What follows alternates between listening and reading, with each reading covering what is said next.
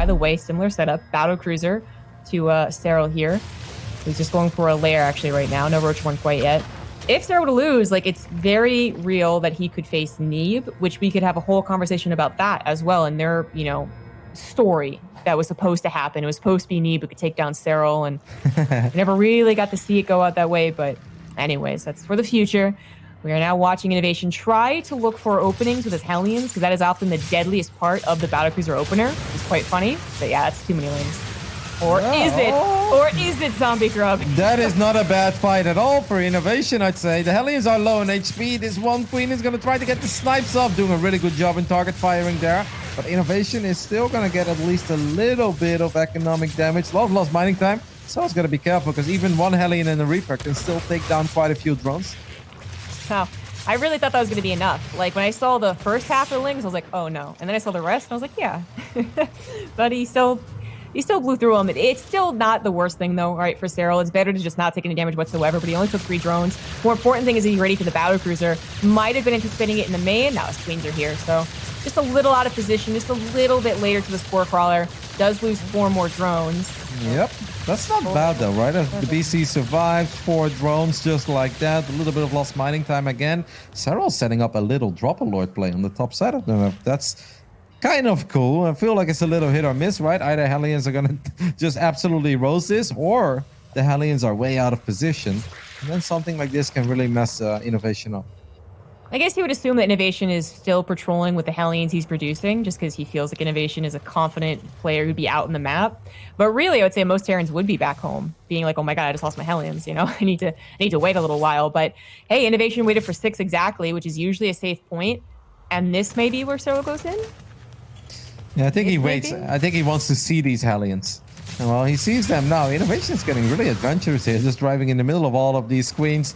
Serral is indeed going to drop his Zerglings in the main base, and there isn't much here, so the timing on this is really cool. I love the Drop-A-Lord play as well, making it harder for the command center to land. And now there is a Battle Cruiser that randomly spawns. Well, not the worst thing to have at home when you want to defend against Zerglings. Mm-hmm. Yeah, worse things. It's not that many Zerglings either, and the Hellions did pull back. Very safe here, so a little bit of revenge, a little bit. Ooh, and this is a very common way to start off Ice and Chrome, especially. It feels when it comes down to facing mech. We've seen Stu, we've seen Serral actually open with mutas, even though Corruptors are like, you know, the thing that kills the Battlecruiser. The Battlecruisers aren't that mobile. They have teleport, yes, but you can just run away. So the mutas might do some serious damage. Mutas are going to find the Hellions on the bottom side. That's obviously a very nice catch, especially because they turn around, and that means that these Mutas will get a lot of initial hits off. That's like 4 Hellions for free.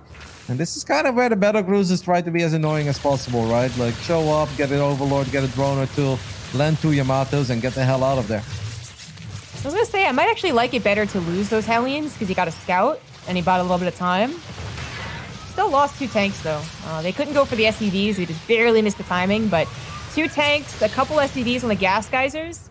Not a bad start for the mutas, but I do like your point. Like, you really want a really good economy to get rolling with an actual dedication to Ling Baneling Muta. I would not mind if these were some of the last mutas he makes, and then he goes back into just macro, just, you know, typical compositions. But yeah, so far, just sticking with the Lings. He was distracting him with those Banelings, trying to get a little run by going, and that actually worked out perfectly for Serral. Gets a few Zerglings in the main, gets a few in the natural, and all of this is definitely starting to add up as the mutas show up again as well. They'll take down a refinery, a few more SCVs go down. I gotta say, Serral's doing an amazing job here and getting a lot of value out of very little investment. Yeah, absolutely. This is not very expensive for him. He, you know, whenever he loses a muta, you would say that is expensive, but he's only lost 2. The Hellions actually take care of the main base. It looks like Innovation is just low on Hellions. He can't produce from the reactor factory because he's building so many other things, and he's losing SCVs. And it's actually just kind of it's like, it's a problem that's making another problem. Yep, those are Lings that I think he forgot about, or he thought that they were already out. I mean, Serral just got an absolutely amazing return on the investment of what, 24 Zerglings? That was ridiculous. Suddenly, I'm really starting to feel Serral's position. We had a little Veiling drop there as well that does get shut down. But the mutas are going to now even dive on top of a turret. There's no overseer here, and we do have 2 Widow Mines on the left side. That's a good pop. Another one there. It will miss the Banelings, but now the Battlecruisers are here, so they will bully this away. Innovation is definitely not having a good game here. He has taken a lot of damage, not just in the economy, but also in his army. sure, I believe in you, but how likely is that to happen? Serral's already building up a different army. He's already built up his mute account. I love that Serral, every time he shows up with the mutas, he's also doing something else. He's setting up that little bailing run by that's actually going to kind of get shut down by the Widow Mines, but still a few additional SCVs will fall. I love everything that Serral has done in the last 2.5 minutes. I never expected him to get this much done. He has to be a bit careful. These mutas are in super deep, and there are Thors like everywhere. Yeah. You know what else I think happened? Oh, this could be good. This could be good. This could be great. This could be great for innovation. Oh my god. Oh. I mean, that was definitely quite a few mutas. 19 mulas have gone down. I mean, I still would like to say that innovation needs more, but that was a little bit reckless by Serral. And don't forget that the mutas can't take on the battle cruisers, even if they didn't just die. They can't take on the battle cruisers. So as long as the battle cruisers are in position, and that was really great that he scouted the lings. I don't know if Serral attacking here is the greatest idea, though. Like, maybe if he just wants to get a couple of SCVs in the natural, split off a few Banes, I'm okay with it. But I don't think he can really run into that setup. It seems like he's going to try those zombie crop, and I don't know how I feel about it. Yeah, I don't know either. There is a tank on siege. The Hellions actually not really doing their best because they were clumped in with the Thors. So the Banelings are also getting on top of those Thors. Are there enough units? There definitely is. 3 battlecruisers with the Thors. The Corruptors can't run in there to try to help out. That still was not the best. Yeah, I mean, that was just a 180-ish supply mech army that was waiting for the most part. And that, yeah, you're right. That shouldn't have been done. I mean, Innovation saw a couple of units going through the range of that Sense Tower towards the bottom. Sense 1 SCV now might actually see the Banelings that are trying to run into the natural. Nope, Innovation did not see it as he's focused on the main army. So a lot of SCVs are going to go down, but let's see how the actual fight goes. Yeah, it's a little more important. The Thors, once again, really clumped up to the Banelings, getting some surprisingly good shots. The Corrosive Biles also hitting the Thors that were already injured from the previous fight. Innovation is now also losing his battle cruisers. They were originally protected by the Thors and the Cyclones, but they have gone down. While the Cyclones come back for some revenge, this is a situation where Serral is on how many bases? 91 drones? And to replace that army, and Innovation is going to struggle, although his economy did stay mostly intact. I think most importantly, of course, this time around, we've got a couple of Vipers in the mix as well, and Vipers are incredibly important units. I am a bit surprised by the lack of overseer here. I mean, maybe Serral is not expecting that many mines in this phase in the game. Good mine connection in the center. These mines on the top somehow don't get the best shots off. But this planetary fortress might actually survive with the Thor kind of defending there as well. If he starts repairing, it will survive. That was questionable by Serral. I really don't think he was expecting the Widow Mines. You know, first he was like, oh, okay, that's kind of funny. It's with your main army. And then there's just like tons more. They caught that army and they also helped with the Ultralisks. And the Ultras also just weren't protected by a bunch of Cyclones. So big waste of resources there with the Ultras. I see sometimes how they can work out, but this was a critique that Fear and I had about the mech game on this map when he was facing Marine Lord. It's like, did the Ultras ever really seem to do their job? Did they ever really seem to be the reason Serral won that game? Not really. And it feels like so much more often they're caught alone and instantly sniped because Cyclones are very good against them.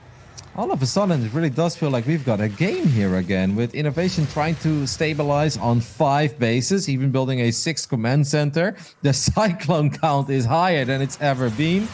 Obviously, the fact that Inno has a couple workers less means good things for his army, but Serral's going to try to surround this, and we'll land a lot of abducts. We'll get quite a few Cyclones, but it's not an overwhelming victory. Like, this isn't cheap for Serral either.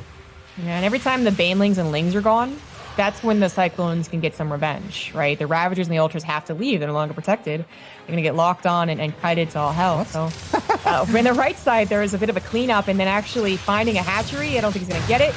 But now the Widow Mines have to be taken care of, and this is just more annoyances that Serral is no longer, you know, he doesn't just, you know, carefree, run around the map, do whatever he wants. Innovation's getting some harassment in. I decided to fight and at least keep it alive for now, but I'm totally with you there. The mines are actually going to fire here on the Queens. Those Queens have a lot of energy, so they would have been super useful for Ultra. Serral's got no units at the bottom at all. He's very focused on the top side of the map, but that's also not going that well for him. I don't really know what we're witnessing here, but this is starting to look like a pretty epic comeback, because Innovation is suddenly just winning battles left, right, and center with that insanely late Widow Mine switch. You know, in the analysis, I was saying that Widow Mines are the answer, guys. That's the true secret. And I was honestly talking about Bio, but apparently it works for Mech as well. Some good Baneling connections, but also being bopped by the Widow Mines, so it's like, get a tip for that.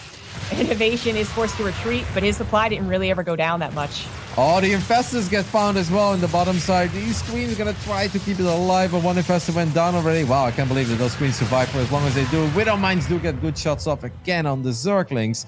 I mean, you know, still obviously like a little bit low when it comes to the bank, but I mean, he's just building units like a madman, and I think he's okay with these trades. Because don't forget that Serral obviously had a much better economy, so the initial bases are going to be mined out much earlier. So the bases that they're fighting over right now are actually by far and away more crucial to Serral than the economic damage that Innovation took earlier. I mean, the income graph is absolutely still in favor of Serral, and it has been this entire game, but it's really it's becoming a much closer game as Innovation continues to take maps and is continuing to actually pressure Serral, looking a bit more like the last game. And it's certainly giving a lot more confidence because MECH can certainly take these good trades. The Widow Mines ended up being a genius move too. Like, I don't know if Innovation does this that often. It feels like it's not the first time I've seen it, but it is still one of those rare things, kind of like, okay, is it going to work? But these have really worked. The Banelings aren't as effective with these things here. I mean, let's see if Serral can get one of these bases at least. There's a couple of units as well, but he's kind of fighting on the top left side. That is a really good surround, of course, for the Zerglings. Serral's going for it, really wants to get a planetary here. This is a big investment, and with Corrosival, the Banelings will get the job done. But let's see how many units Serral will end up losing here in the end. I'm kind of feeling the Burrowed Infestor play everywhere. That makes it a pretty fun game to watch. He's losing a decent amount of them as the Cyclones chase. I think they know a couple burrowed and got away. Oh, maybe not. No, he's actually going to miss the scan just barely, so that fungal's going to be pretty good. Widow Mine's kind of hurting the Cyclones more than helping, but more on the way. Meanwhile, the left side, ooh, the Corrosive Biles. Wow. Oddly satisfying. Right. Oddly satisfying to see 4 Corrosive Biles in a line. Take out all the Widow Mines there. Serral suddenly getting a couple of victories across the board. I feel like Serral's lacking Overseer, so he just keeps losing them because these mines are buying a lot of time for Innovation, which always allows him to get a decent setup. But right when I say that, the Banelings actually will just crash into all these Cyclones, and that, I think, went a lot better for Serral than it was supposed to go. A couple Cyclones still alive. The Mutas have revealed themselves on the top side of the map. There are a couple Cyclones here in the mix. I think this command center will obviously go down. There are no more Thors as well, actually. All of the Thors went down. Oh, yeah. This is something that Innovation is going to want to fix, but Cyclones do the trick for now. He was alerted to them by a Widow Mine, and I feel like that might actually be why he wasn't paying attention to his Cyclones. And because he wasn't paying attention to his Cyclones, he now has this bottom right planetary taken out. And these Mutas, I mean, they took out a command center themselves. I think they helped take down an army. And I think now they're helping take down the economy. Good save by the Widow Mine. Still 18 of them alive. But it's indeed also very risky. I mean, Serral's got 1,100 gas in the bank. That's really not that much. Imagine these mines fly into Widow Mines, and he's in all sorts of trouble. That's a very good point. And while Serral definitely had one, stroke there that did a lot of damage, he killed 3 bases, a decent amount of SCVs, or 2 bases in an army. It's now Innovation's turn. As he gets back on the map, he doesn't really care about the cube spread for now. Can't quite scan, so he just takes the hatchery. Will take a couple of infestors, maybe. I think he's the neural parasite. A couple drones did go down too. This is a orbital command, which is usually a sign of desperation from the Terran, and now these Mutas are going completely undefended in the main. Yeah, they're really going to town on whatever they can find. It's a shame for Inno that he didn't get the base on the top left side, because then I think Serral's economy really would have taken a very serious hit, as well as these mines do connect. From Serral, I'd probably try to pick off that orbital, because at this base, obviously, Inno is running low on main bases. 2 planetary fortresses and 3 orbital commands is all there is at this point. Innovation, I think, has just lost too much economy. He was starting to take control of the map, and then Serral, after the initial, oh my god, there's so many Widow Mines, he started to take account for them. That was a pretty good use of the Widow Mines, but it's still so much Serral left over, and Innovation will finally be cracking, I do believe. Serral was just... he was just too good. He was all over the place this game. From the very get-go with those Ling drops and Ling run-bys, he was in so much more control. Yeah, monster macro by Serral indeed, to make sure that he never really ran out of steam. And the late-game Muta switch really getting some serious value as well. Innovation at this point not capable of rebuilding.